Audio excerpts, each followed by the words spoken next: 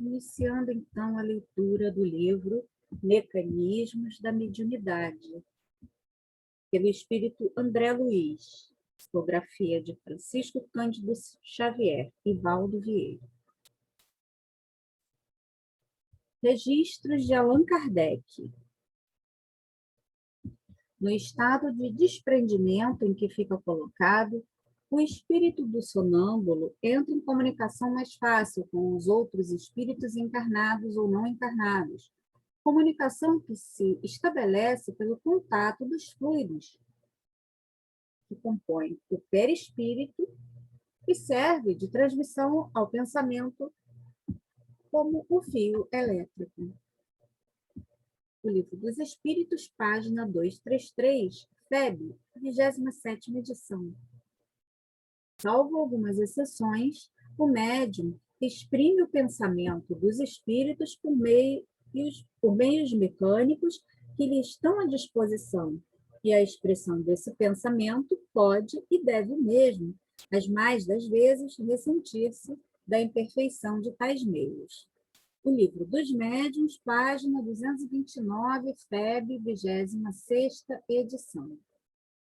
A mediunidade não é uma arte, nem um talento, pelo que não pode tornar-se uma profissão. Ela não existe sem o concurso dos espíritos. Faltando esses, já não há mediunidade. O Evangelho segundo o Espiritismo, página 311, FEB, 48ª edição. Por toda parte, a vida e o movimento. Nenhum canto do infinito despovoado, nenhuma região que não seja incessantemente percorrida por legiões inumeráveis de espíritos radiantes, invisíveis aos sentidos grosseiros dos encarnados, mas cuja vista deslumbra de alegria e admiração as almas libertas da matéria. O Céu e o Inferno, página 34, FEB, 18ª edição. São extremamente variados os efeitos da ação fluídica sobre os doentes, de acordo com as circunstâncias. Algumas vezes é lenta e reclama tratamento prolongado, como no magnetismo ordinário. Outras vezes é rápida, como uma corrente elétrica. A Gênese, página 279, FEB, 13ª edição. Mediunidade. Acena-nos a antiguidade terrestre com brilhantes manifestações mediúnicas a repontarem na história. Discípulos de Sócrates referem-se com admiração e respeito ao amigo invisível que o acompanhava constantemente. Reporta-se a Plutarco ao encontro de Bruto, certa noite, com um dos seus perseguidores desencarnados, a visitá-lo em pleno campo. Em Roma, no templo de Minerva, Pausânias, ali condenado a morrer de fome, passou a viver em espírito monoideizado, na revolta em que se alucinava, aparecendo e desaparecendo aos olhos dos circunstantes assombrados durante largo tempo. Sabe-se que Nero, nos últimos dias de seu reinado, viu-se fora do corpo carnal, junto de Agripina e de Otávia, sua genitora, e sua esposa, ambas assassinadas por sua ordem, ali pressagiarem a queda no abismo. Os espíritos vingativos em torno de Calígula eram tantos que, depois de lhe enterrarem os restos nos jardins de Lâmia, eram ali vistos frequentemente, até que se lhe exumaram os despojos para a incineração. Todavia, onde a mediunidade atinge culminâncias, é justamente no cristianismo nasce tudo. Toda a paisagem do mestre inesquecível entre os homens é um cântico de luz e amor, externando-lhe a condição de medianeiro da sabedoria divina. E continuando-lhe o ministério, os apóstolos que se lhes mantiveram leais, converteram-se médiuns notáveis. No dia de Pentecostes, quando associadas às suas forças, por se acharem todos reunidos, os emissários espirituais do Senhor, através deles, produziram fenômenos físicos em grande cópia, como sinais luminosos e vozes diretas, inclusive fatos de psicofonia e xenoglossia, em que os ensinamentos do Evangelho foram ditados em várias línguas simultaneamente para os israelitas de procedências diversas. Desde então, os eventos mediúnicos para eles se tornaram habituais. Espíritos materializados libertavam-nos da prisão injusta. O magnetismo curativo era vastamente praticado pelo olhar e pela imposição das mãos. Espíritos sofredores eram retirados de pobres, obesos, aos quais vampirizavam. Um homem objetivo e teimoso, quanto Saulo de Tarso, desenvolve a clarividência de um modo para outro, de um momento para outro, vê o próprio Cristo às portas de Damasco e lhe recolhe as instruções. E porque Saulo, embora corajoso, experimente enorme abalo moral, Jesus, conduído, procura Ananias, médium clarividente, na aludida cidade, e pede-lhe socorro para o companheiro que encetava a tarefa. Não somente na casa dos apóstolos de Jerusalém, mensageiros espirituais prestam contínua assistência aos semeadores do Evangelho. Igualmente, no lar dos cristãos, em Antioquia, a mediunidade opera serviços valiosos e incessantes.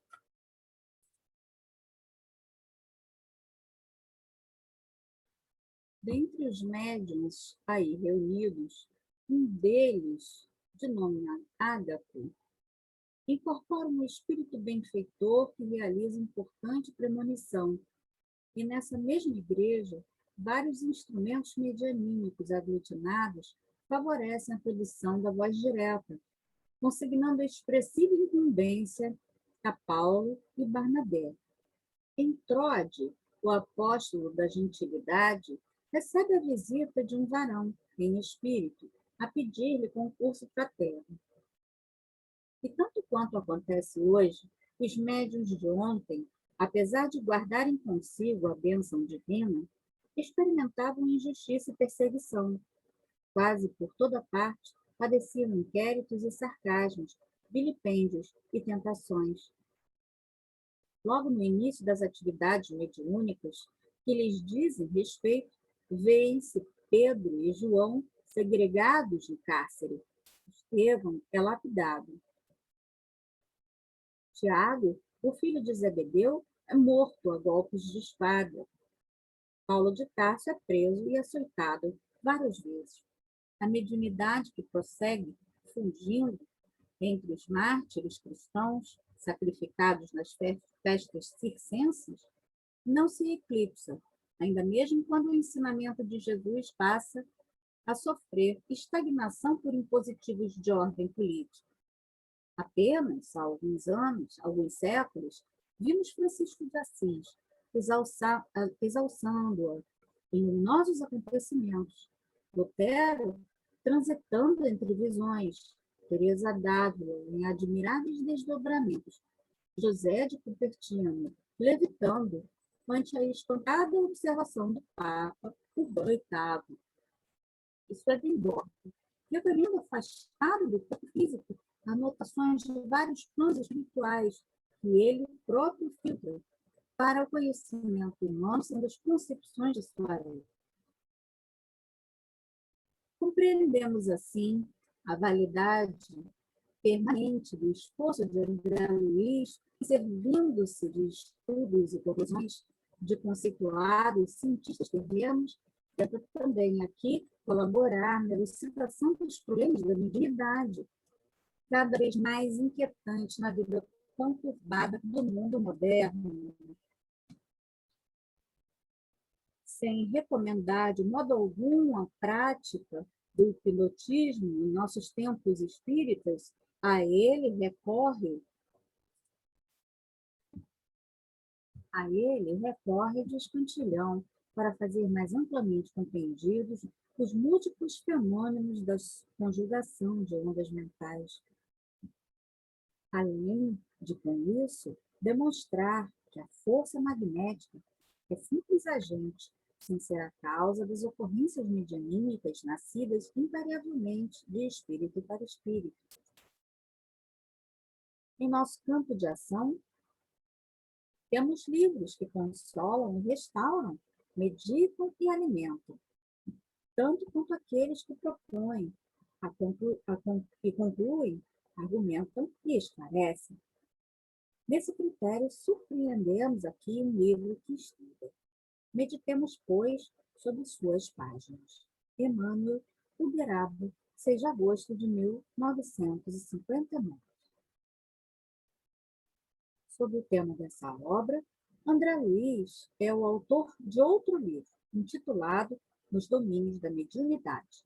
Nota da editora.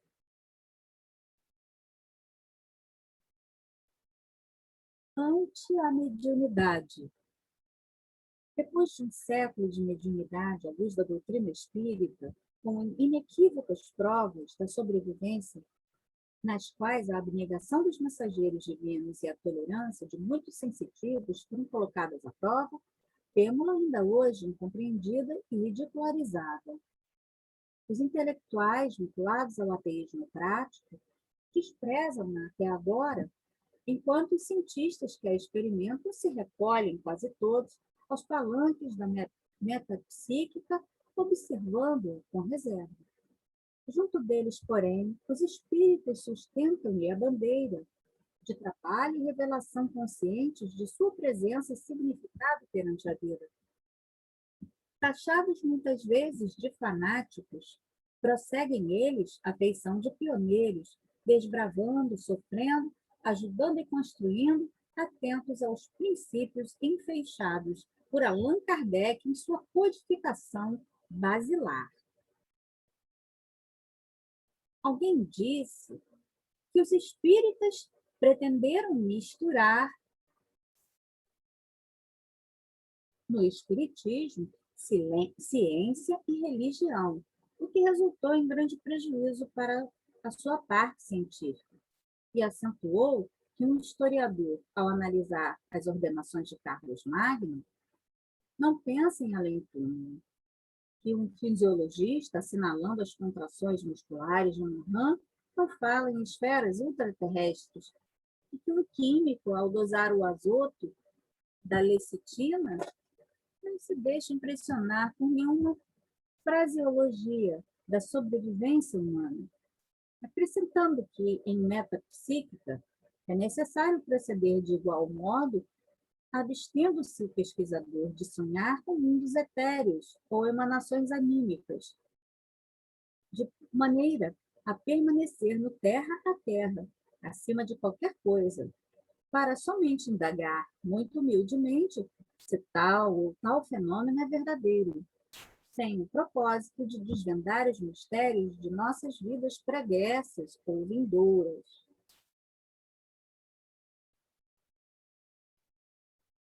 Os espíritas, contudo, apesar do respeito que consagram à pesquisa dos sábios, não pode abdicar do senso religioso que lhes define o trabalho. Julgam lícito reverenciá-los, aproveitando-lhes os estudos e equações, qual nos conduzimos nessas páginas.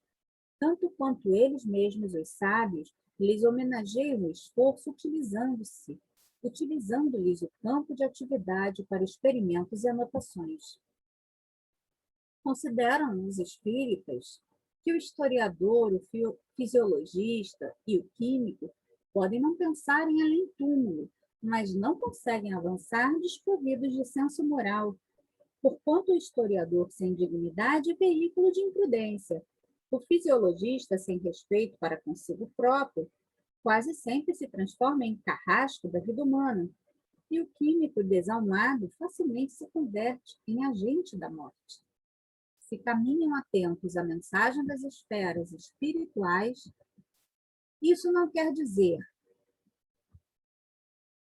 se enquistem na visão de mundos etéreos para enternecimento beatífico e esterilizante, mas para se fazerem elementos úteis na edificação do mundo melhor. Se analisam as emanações anímicas, é porque desejam cooperar no aperfeiçoamento da vida espiritual no planeta, assim como na solução dos problemas do destino e da dor, segundo a humanidade, junto à humanidade, de modo a se esvaziarem penitenciárias e hospícios.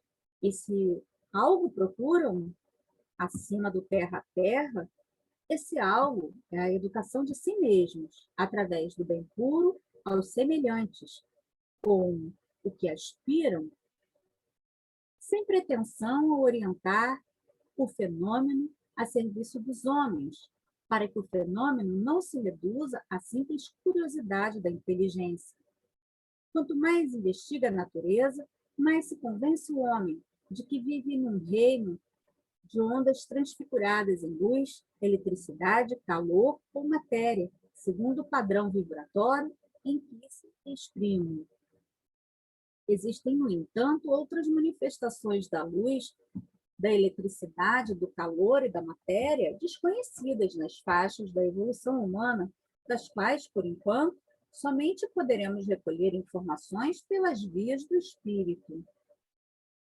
Prevenindo qualquer observação da crítica construtiva, lealmente declaramos haver recorrido a diversos trabalhos de divulgação científica do mundo contemporâneo para tornar a substância espírita desse livro mais seguramente compreendida pela generalidade dos leitores, como quem se utiliza da estrada de todos para atingir a meta em vista.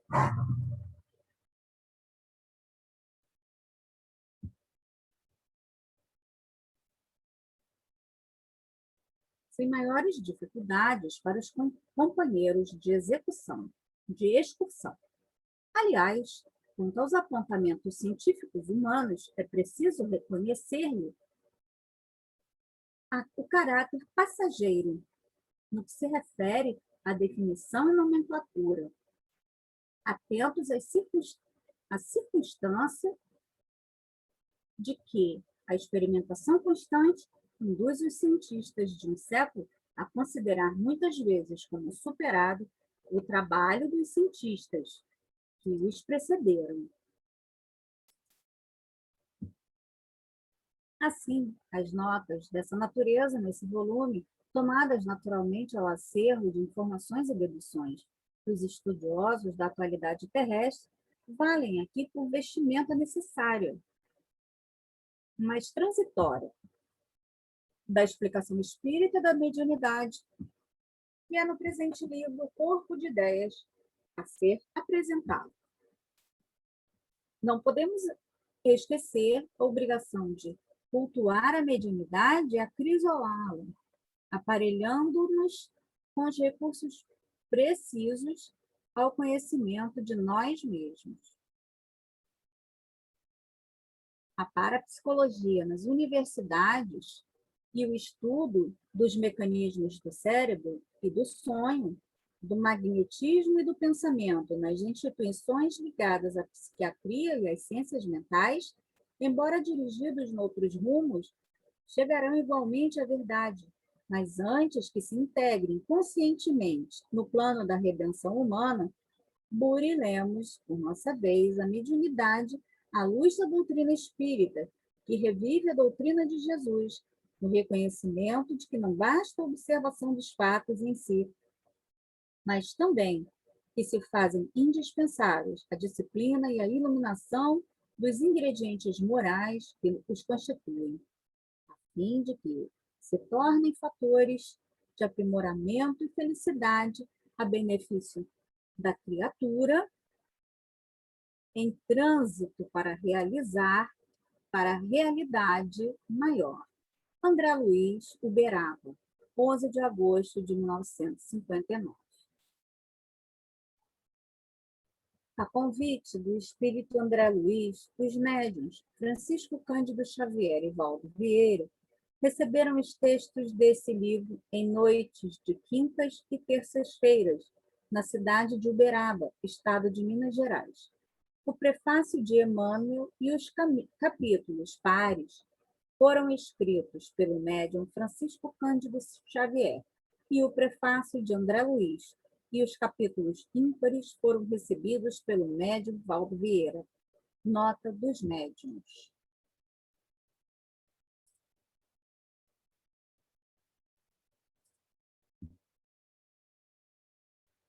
Capítulo 1. Ondas e percepções. Agitação e ondas.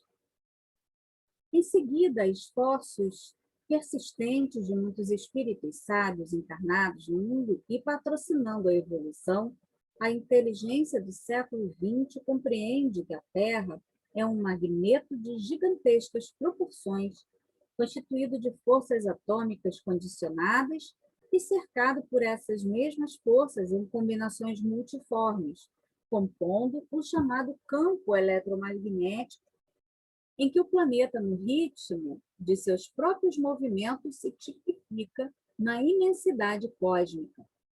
Nesse reino de energias em que a matéria concentrada estrutura o globo de nossa moradia, e em que a matéria em expansão lhe forma o clima peculiar, a vida desenvolve agitação, e toda agitação produz ondas.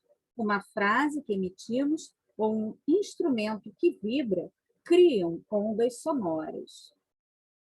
Liguemos o aquecedor e espalharemos ondas caloríficas. Acendamos a lâmpada e exteriorizaremos ondas luminosas. Façamos funcionar o receptor radiofônico e encontraremos ondas elétricas. Em suma, toda inquietação se propaga em forma de ondas, através dos diferentes corpos da natureza. Tipos e definições. As ondas são avaliadas segundo o comprimento em que se expressam, dependendo desse comprimento do emissor em que se verifica a agitação. Fina vara tangendo as águas de um lago provocará ondas pequenas, ao passo que a tora de madeira arrojada ao lençol líquido traçará ondas maiores. Um contrabaixo lançá-las-á muito longas. Um flautim desferi-las-á muito curtas. As ondas ou oscilações eletromagnéticas são sempre da mesma substância, diferenciando-se, porém, na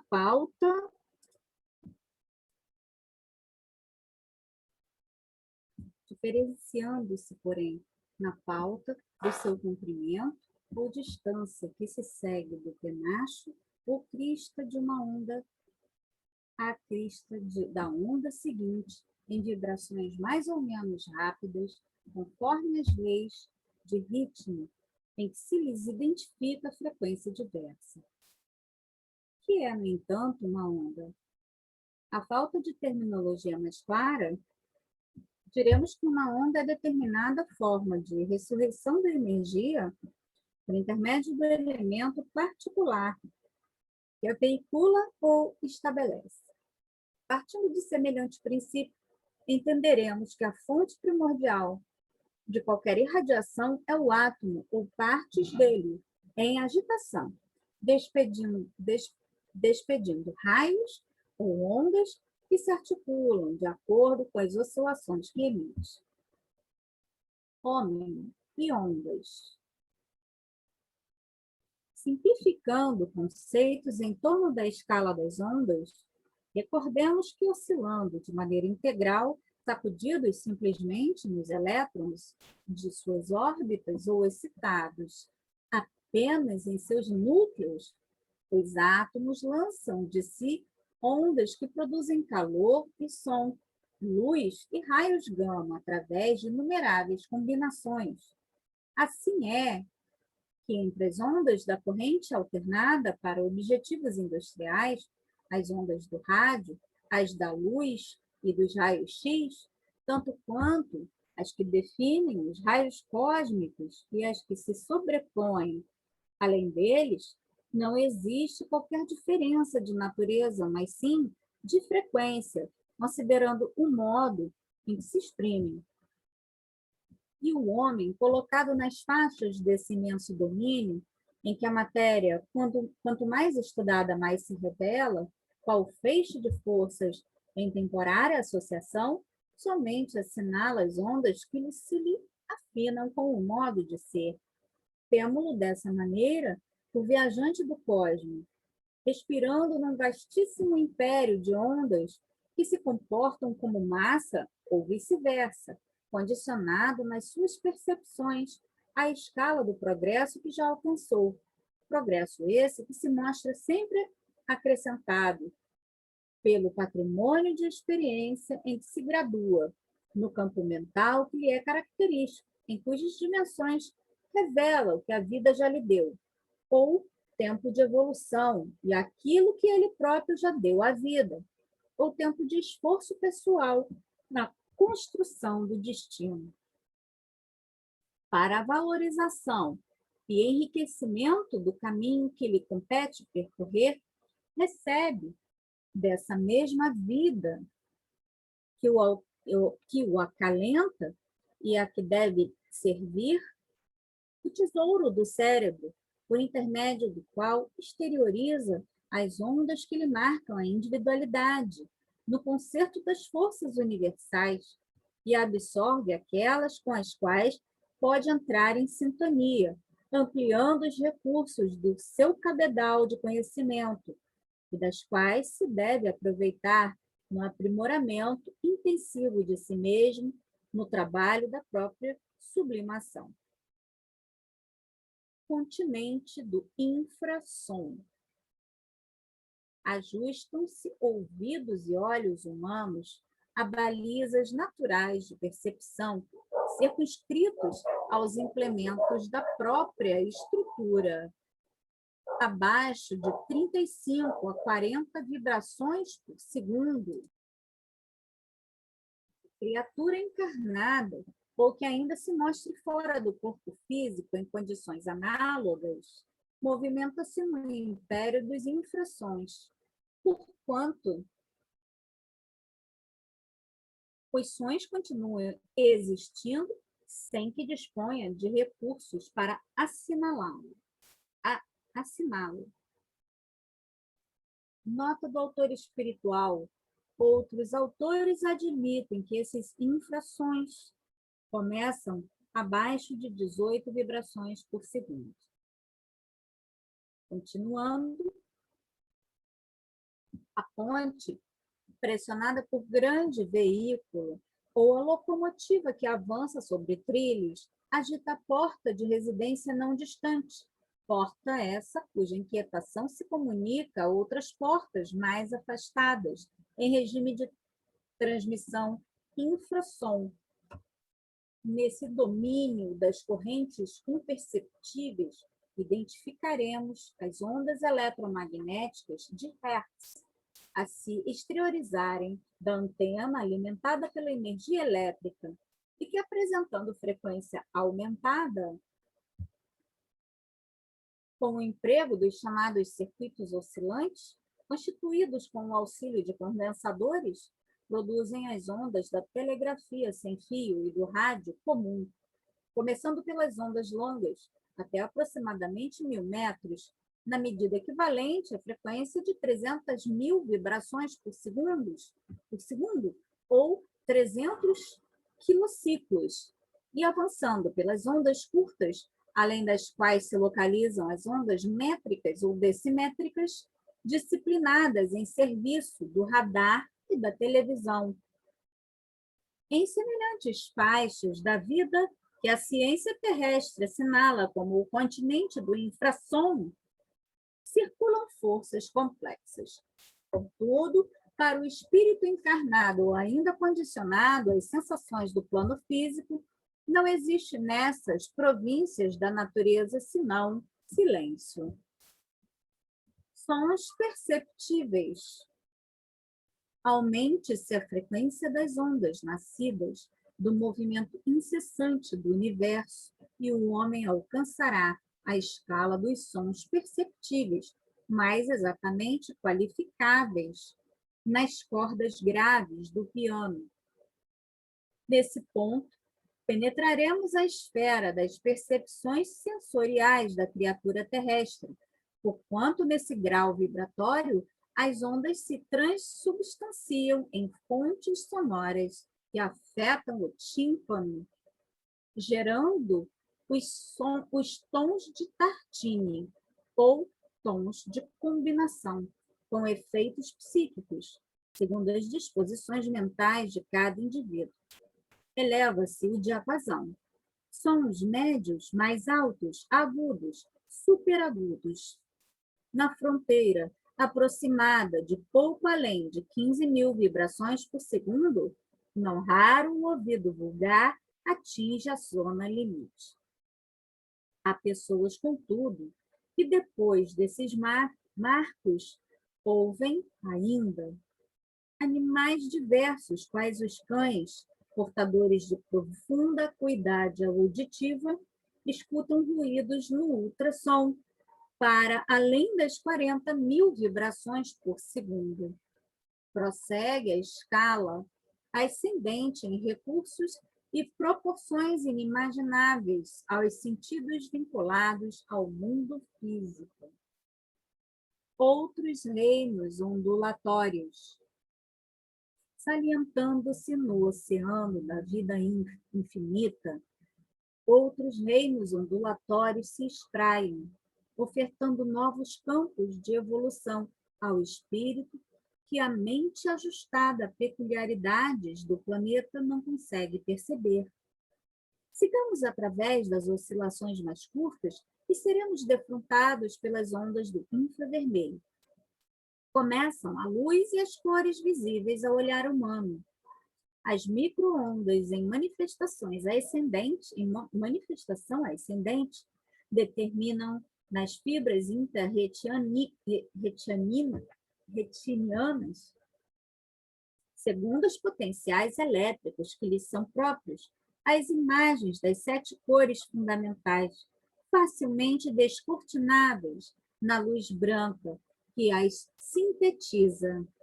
Nota do autor espiritual: a escala de percepção é extremamente variável. Continuando por intermédio do prisma comum, criando igualmente efeitos psíquicos em cada criatura, conforme os estados mentais que a identifiquem. Alteia-se a ordem das ondas e surgem depois do vermelho o alaranjado, o amarelo, o verde, o azul, o anilado e o violeta. No comprimento de onda em que se localiza o violeta, em 4 por 10.000 de milímetro, os olhos humanos cessam de enxergar.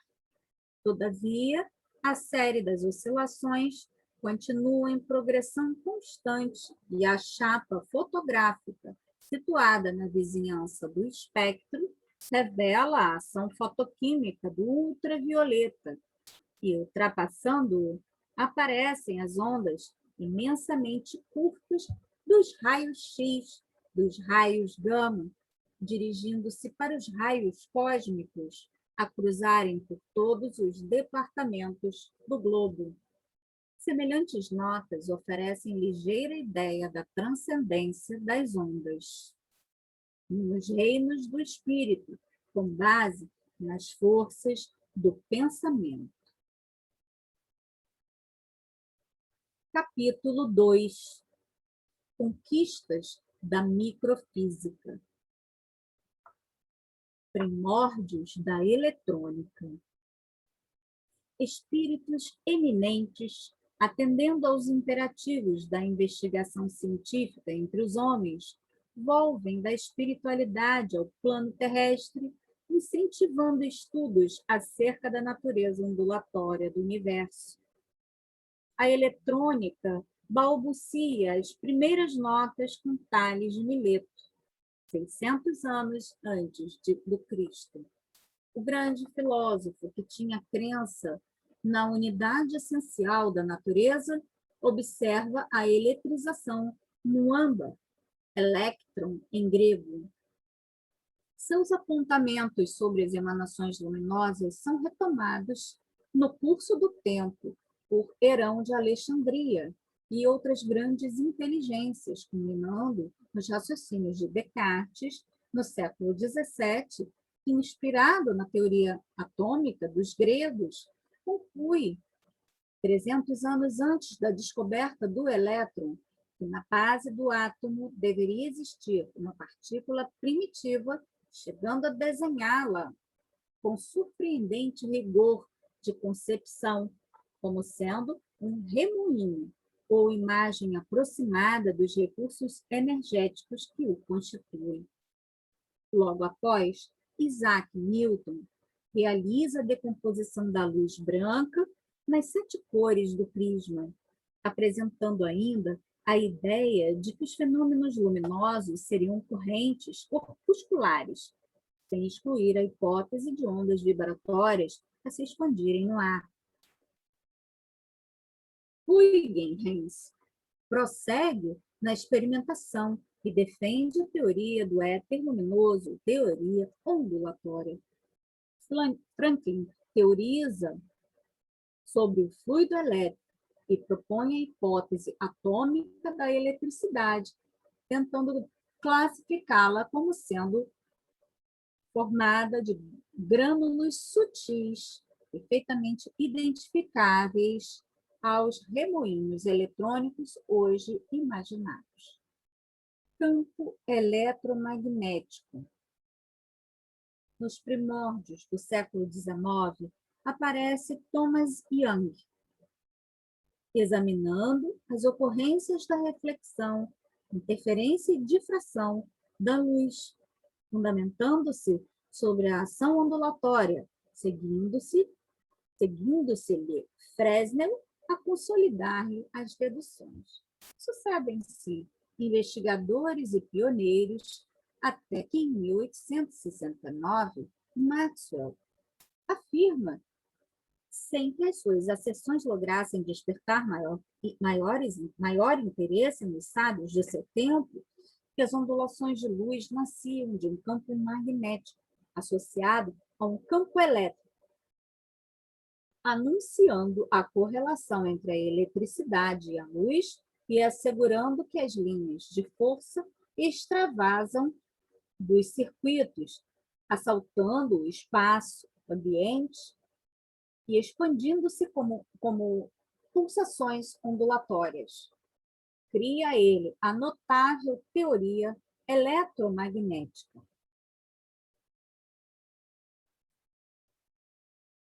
Desde essa época, o conceito de campo eletromagnético assume singular importância no mundo, até que Hertz consegue positivar a existência das ondas elétricas, descobrindo-as e colocando-as a serviço da humanidade. Nas vésperas do século XX, a ciência já considerava a natureza terrestre como percorrida por ondas inumeráveis que cruzam todas as faixas do planeta, sem jamais se misturarem.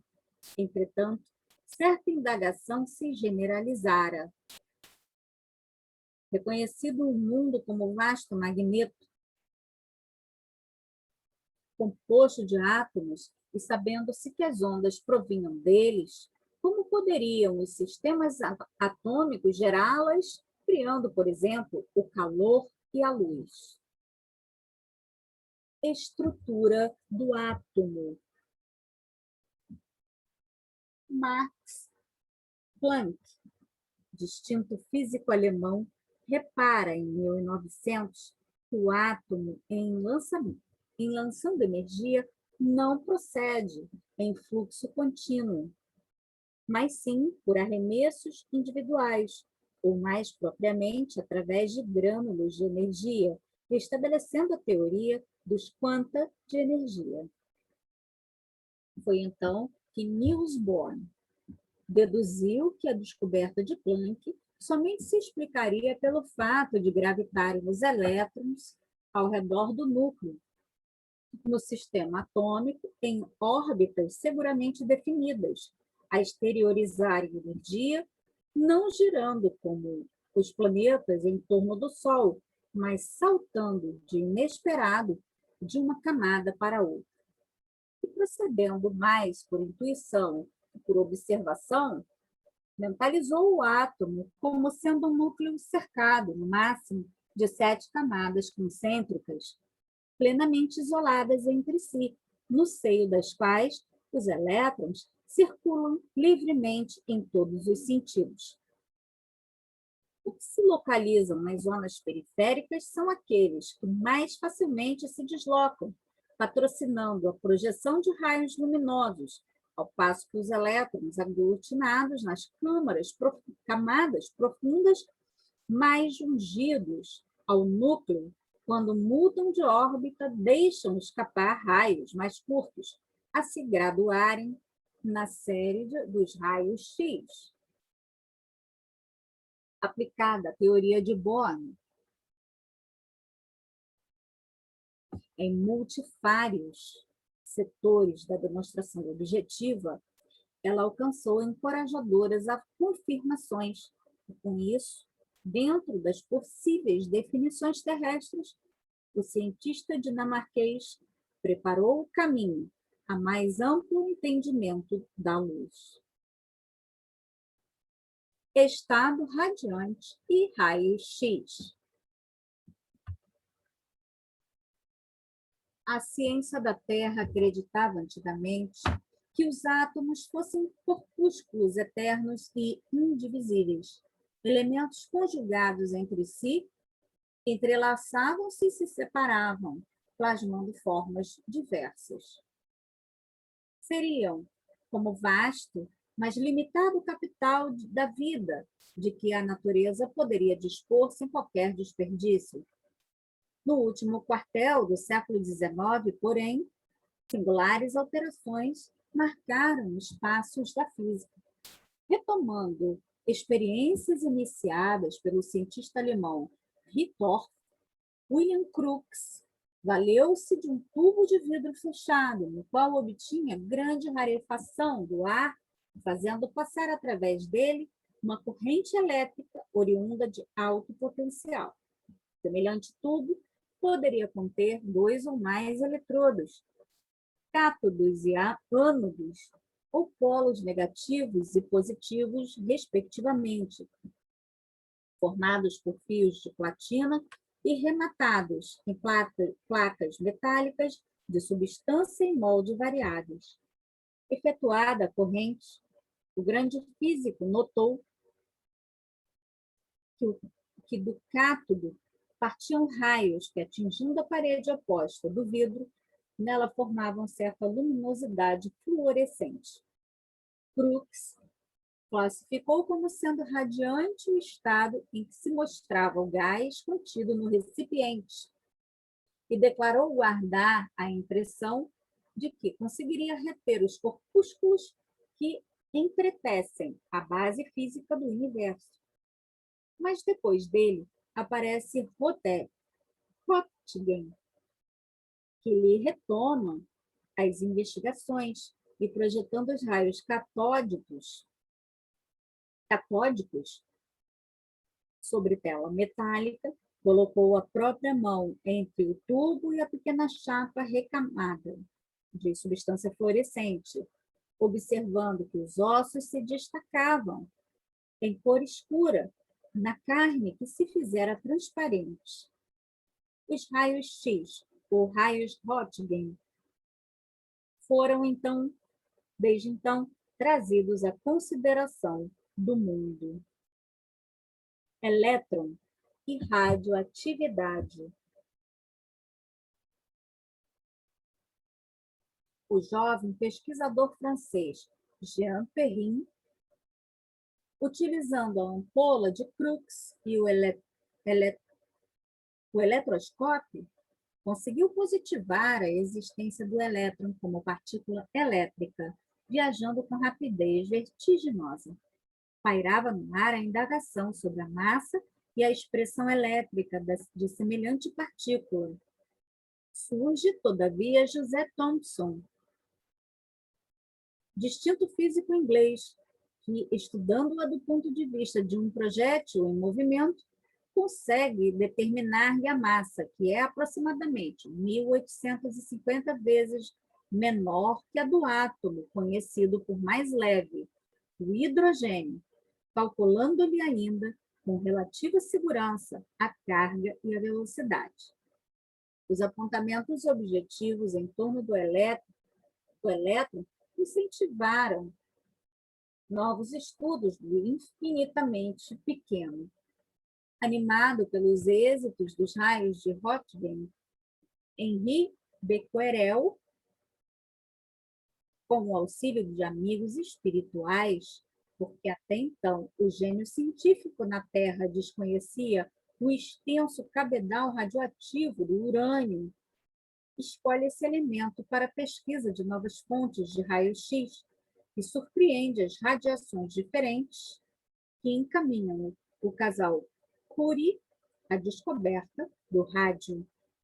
A ciência percebeu, afinal, que a radioatividade era como que a fala dos átomos, asseverando que eles nasciam e morriam, ou apareciam e desapareciam no reservatório da natureza. Química nuclear. O contador de Geiger, emergindo no cenário das experimentações da microfísica, demonstrou que em cada segundo de um grama de rádio se desprendem 36 bilhões de fragmentos radioativos da corrente mais fraca de raios emanantes desse elemento, e fazendo um total de 20.000 quilômetros de irradiação por segundo. No entanto, há tão grande quantidade de átomos de rádio em cada grama desse metal, que somente no espaço de 16 séculos é que o seu peso fica reduzido à metade. Apreendendo-se que a radioatividade exprimia a morte dos sistemas atômicos, não seria possível apressar-lhes a desintegração controlada com vistas ao aproveitamento de seus potenciais energéticos? Rutherford lembrou que as partículas emanadas do rádio funcionam como projéteis vigorosos e, enchendo um tubo com azoto, nele situou uma partícula de rádio, reparando os pontos de queda dos corpúsculos eletrizados sobre pequena tela fosforescente. Descobriu, desse modo, que os núcleos de azoto, espancados em cheio pelas partículas radioativas alfa, explodiam, convertendo-se em hidrogênio e num isótopo de oxigênio. Foi realizada, assim, calculadamente, a primeira transmutação atômica pelo homem, originando-se, desde então, a chamada química nuclear, que culmina hoje com a artilharia atômica do ciclotron, estruturado por Lawrence, a feição de um eletroímã, onde, acelerados por uma corrente de milhares de volts, em tensão alternada altíssima, projéteis atômicos bombardeiam os elementos a eles expostos, que se transmutam em outros elementos químicos, conhecidos acrescidos dos chamados radioisótopos, que o casal Joliot-Curie obteve pela primeira vez, arremessando sobre o alumínio a corrente menos penetrante do rádio, constituída de núcleos de hélio ou hélions. Surgiram assim os fecundos serviços da radioatividade artificial. Nossos apontamentos sintéticos objetivam apenas destacar a analogia do que se passa no mundo íntimo das forças corpusculares que entretecem a matéria física e daquelas que estruturam a matéria mental. Nota da editora, em 1993. Esse parágrafo, conforme está escrito, parece dizer que o tempo de meia-vida depende da quantidade de material ou número de átomos de rádio, o que não condiz com o conhecimento que a ciência tem do assunto.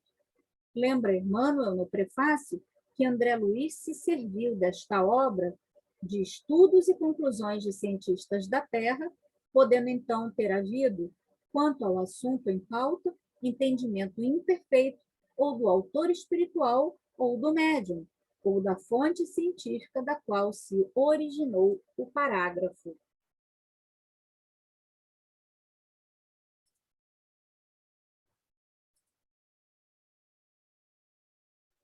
Capítulo 3.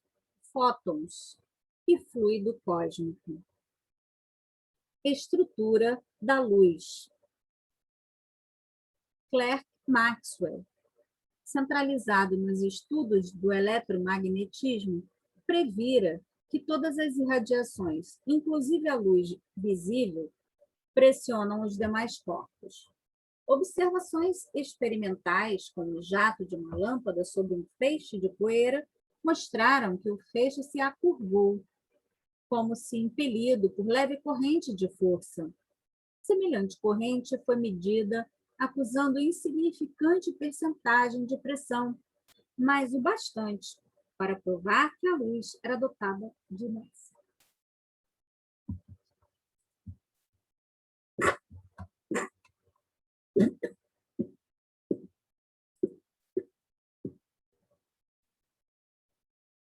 Os físicos eram defrontados pelo problema quando Einstein, estruturando a sua teoria da relatividade, no princípio do século XX, chegou à conclusão de que a luz, nesse novo aspecto, possuiria peso específico.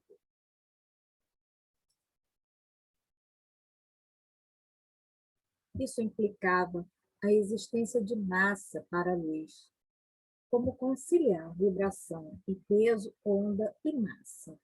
Intrigado, o grande cientista voltou às experiências de Planck e Bohr e deduziu que a luz de uma lâmpada resulta de sucessivos arremessos de grânulos luminosos em relâmpagos consecutivos a se desprenderem dela por todos os lados. Pesquisadores protestaram contra a assertiva, lembrando o enigma das difrações e das interferências, tentando demonstrar que a luz era constituída de vibrações.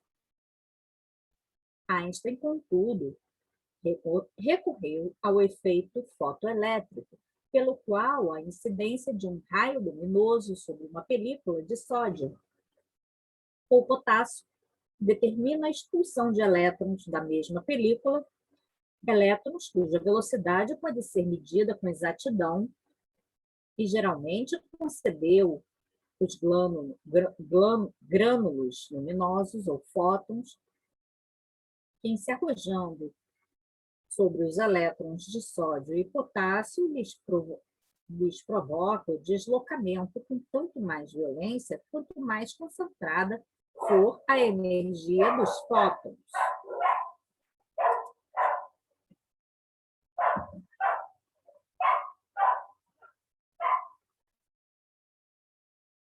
O aumento da intensidade da luz, por isso, não acrescenta velocidade aos elétrons expulsos. O que acontece ante a incidência de uma luz caracterizada por oscilação mais curta. Saltos quânticos. A teoria dos saltos quânticos explicou, de certo modo, as oscilações eletromagnéticas que produzem os raios luminosos. No átomo excitado, aceleram-se os movimentos e os elétrons que lhe correspondem, em se distanciando dos núcleos, passam a degraus mais altos de energias. Efetuada a alteração, os elétrons se afastam dos núcleos aos saltos, de acordo com o quadrado dos números cardinais, isto é, de 1 para 2 no primeiro salto, de 2 para 4 no segundo, de 3 para 9 no terceiro, de 4 para 16 no quarto, assim sucessivamente. Na temperatura aproximada de 1000 graus centígrados, os elétrons abandonam as órbitas que lhes são peculiares, em número sempre crescente. E se essa temperatura atingir cerca de 100.000 graus centígrados, o átomo passa a ser constituído somente de núcleos despojados de seus elétrons satélites, vindo a explodir por entre choques a altíssimas temperaturas. Reportando-nos, pois, a escala de excitação dos sistemas atômicos, vamos encontrar a luz conhecida na Terra como oscilação eletromagnética em comprimento médio de onda que nasce do campo atômico, quando os elétrons, erguidos a órbitas ampliadas pelo abastecimento de energia, retornam às suas órbitas primitivas, veiculando a sua energia de queda. Se exercitarmos o átomo com escassa energia, apenas se alterarão aqueles elétrons da periferia, capazes de superar facilmente a força atrativa do núcleo. Compreendemos, portanto, que quanto mais distante do núcleo, mais comprido será o salto, determinando a emissão de onda mais longa e, por esse motivo, identificada por menor energia. E quanto mais para dentro do sistema atômico se verifique o salto, tanto mais curta e, por isso, de maior poder penetrante, a onda exteriorizada. Efeito Compton. Buscando um exemplo, verificaremos que a estimulação das órbitas eletrônicas externas produzirá a luz vermelha, formada de ondas longas, enquanto que o mesmo processo de atrito nas órbitas que lhe seguem na direção do núcleo originará a irradiação azul, formada de ondas mais curtas, e a excitação nas órbitas mais íntimas provocará a luz violeta, de ondas ainda mais curtas. Continuando-se a progressão de fora para dentro, chegaremos aos raios gama, que derivam das oscilações do núcleo atômico. Em todos esses processos de irradiação, o poder do fóton depende do comprimento da onda que se manifesta, o qual ficou positivado no efeito Compton, pelo qual uma colisão provocada entre fótons e elétrons revela que os fótons, em fazendo ricochete no entrechoque, descarregam energia, baixando a frequência da própria onda e originando, assim, a luz mais avermelhada. Fórmula de Broglie. A evidência do fóton vinha enriquecer a teoria corpuscular da luz. Entretanto, certos fenômenos se mantinham à margem, somente explicados pela teoria ondulatória, que a ciência não aceitara até então. Foi o estudioso físico francês Louis de Broglie que compareceu no cenário das contradições, enunciando o seguinte princípio: compreendendo-se que as ondas da luz, em certas circunstâncias, procedem à feição de corpúsculos, por que motivos corpúsculos de matéria, em determinadas condições, não se comportarão à maneira de ondas? E acrescentava que cada partícula de matéria está acompanhada pela onda que a conduz. Suportando hostilidades e desafios, devotou-se a minuciosas perquisições e criou a fórmula para definir o comprimento da onda conjugada ao corpúsculo, entendendo-se desde então que os elétrons arremessados pela válvula de Rotkin, quando originaram oscilações curtas, aproximadamente 10.000 vezes mais reduzidas que as da luz, são transportados por ondas tão curtas como o raio-x. Mecânica ondulatória. Físicos distintos não se sentiam dispostos a concordar com as novas observações de de Broglie, alegando que a teoria se mostrava incompatível com os fenômenos da difração, e pediam que o sábio lhes fizessem ver a difração dos elétrons, de vez que não admitiam a existência de corpúsculos desfrutando propriedades que, a seu ver, eram exclusivamente características das ondas. Pouco tempo decorrido, 2 cientistas americanos projetaram um jato de elétrons sobre um cristal de níquel e registraram a existência da difração de conformidade com os princípios de de Broglie. Desde então, a mecânica ondulatória instalou-se na ciência em definitivo. Mais da metade do universo foi reconhecido como um reino de oscilações, restando a parte constituída de matéria igualmente suscetível de converter-se em ondas de energia. O mundo material como que desapareceu, dando lugar a tecido vasto de corpúsculos em movimento, arrastando turbilhões de ondas em frequências inumeráveis, cruzando-se em todas as direções sem se misturarem. O homem passou a compreender, enfim, que a matéria é simples vestimenta das forças que o servem nas múltiplas faixas da natureza, e que todos os domínios da substância palpável podem ser plenamente analisadas e explicadas em linguagem matemática. Embora o plano das causas continue para ele indevassado, tanto quanto para nós, as criaturas terrestres, temporariamente apartadas da vida física. Campo de Einstein.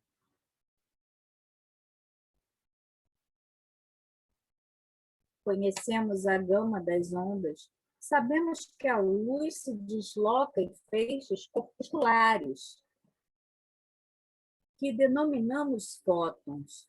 Não ignoramos que o átomo é um redemoinho de forças positivas e negativas, cujos potenciais variam com o número de elétrons ou partículas de força em torno do núcleo, informando-nos de que a energia, ao condensar-se, surge como massa para transformar-se depois em energia. Entretanto, o meio sutil em que os sistemas atômicos oscilam não pode ser equacionado com os nossos conhecimentos. Até agora temos nomeado esse terreno indefinível como sendo o éter. Contudo, Einstein, quando buscou imaginar as propriedades indispensáveis para poder transmitir ondas características, bilhões de oscilações com a velocidade de 300.000 quilômetros por segundo, não conseguiu acomodar as necessárias grandezas matemáticas numa fórmula, por quanto as qualidades de que essa matéria deveria estar revestida não são combináveis, e conclui que ela não existe, propondo abolir esse conceito de éter, substituindo pelo conceito de campo. Campo, desse modo, passou a designar o espaço denominado pela influência de partícula de massa. Para guardarmos uma ideia do princípio estabelecido, imaginemos uma chama em atividade. A zona por ela iluminada é ali o campo particular, o campo peculiar. A intensidade de sua influência diminui com a distância do seu fulcro, de acordo com certas proporções. Isto é, tornando-se meio, um quarto, um oitavo, um dezesseisavos, etc., a revelar valor de fração cada vez menor, sem nunca atingir a zero, porque, em teoria, o campo ou região de influência alcançará o infinito. A proposição de Einstein, então, não resolve o problema, porque a indagação quanto à matéria de base para o campo continua desafiando o raciocínio, motivo pelo qual, escrevendo da esfera extrafísica, na tentativa de analisar mais acuradamente o fenômeno da transmissão mediúnica, definiremos o meio sutil em que o universo se equilibra como sendo o fluido cósmico ou hálito divino, a força para nós inabordável que sustenta a criação.